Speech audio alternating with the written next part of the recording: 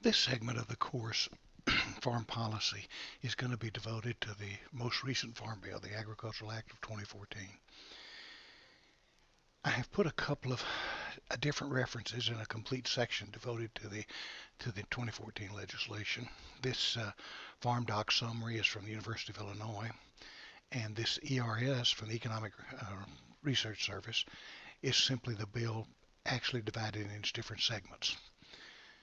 As we begin to start this point now, what I want you to do is to simply open this link. And when you get to this USDA page, the first thing to do is simply click on the overview. Now what this overview does is going to tell you a little bit about the most recent Farm Bill. It's very important to me that you understand how much of the Farm Bill goes to the different segments.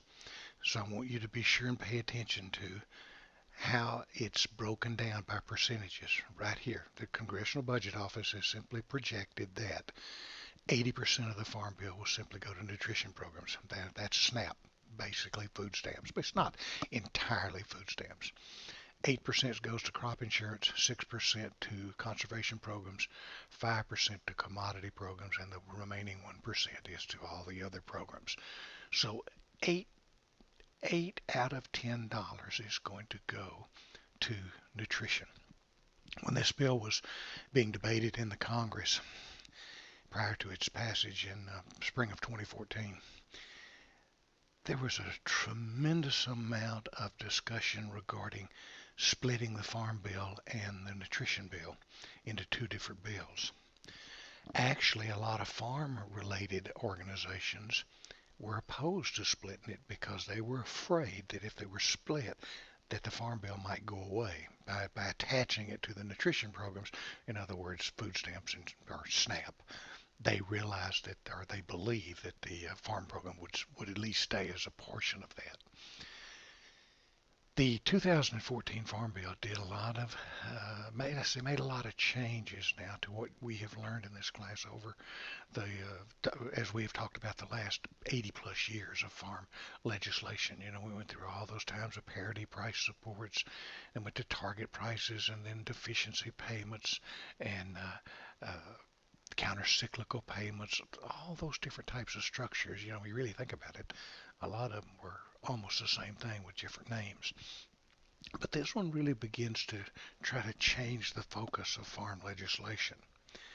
The current practice is to have a new farm bill about every 5 years, so most of the 2014 bill is good for the next 5 years, and that varies by some of the different titles. Now, the Farm Bill is broken into these titles that are listed over here like a table of contents.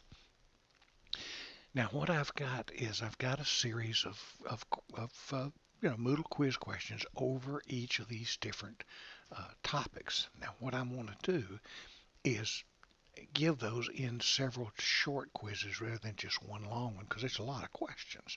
So I'm going to break it up, and for about every 3 days have a set due. So the first set may, and I'll explain this more, but the first set might be, say, the first 3, and then the next quiz might be the next 3, and so forth, so that I break it into the different components. As you look at the Farm Bill, you will notice that it's broken into what's called titles. Say the commodity programs, it's titles 1 and 11.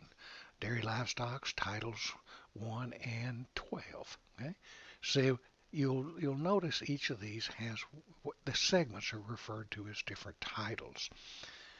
Okay, so go to each of the different titles, like for example crop commodity programs, and this is going to describe to you what's available or what the new law provides in terms of commodity support prices. It's going to introduce some new terms. It's going to get away from target prices and loan deficiency payments and counter-cyclical payments and parity and all those things. It introduces a new way in which commodity prices are going to, the commodity price support is going to work. Okay? Now, on Monday the 9th, we're going to meet in class, and I'm going to talk a lot about these crop commodity programs. However, in the meantime, I will expect you to read those and answer some questions just from the readings. Same thing for dairy and livestock. Just click on each of the different titles and begin to read those. Okay? And then I'm going to put the little quiz questions out that simply will make you go through and read those. That's the only way I can get you to read that. You know that. But then again, on Monday the 9th, we're going to take a few of these programs and kind of dive into depth and show you how they're actually doing the arithmetic for determining how much the actual payment is to the farmers. Also, back on the Moodle site, let me get backed up here. On the Moodle site, I also put 2 additional pages here. This one has to do with crop commodity programs. This one has to do with the crop insurance. Now, the crop insurance is a completely new concept in this farm bill, so we want to spend a little time with that. And also this ARC and PLC is the commodity price support. So between this week, I wish you would at least look at the different references. For example, this one, if you go there, there's there's 3 or 4 different links, and these are all short. But go look at those. I want you to really get a grasp on how these things work. Okay? And then the same thing for the crop insurance. If you go down and look at that crop insurance, there will be some different links that kind of explain how crop insurance works.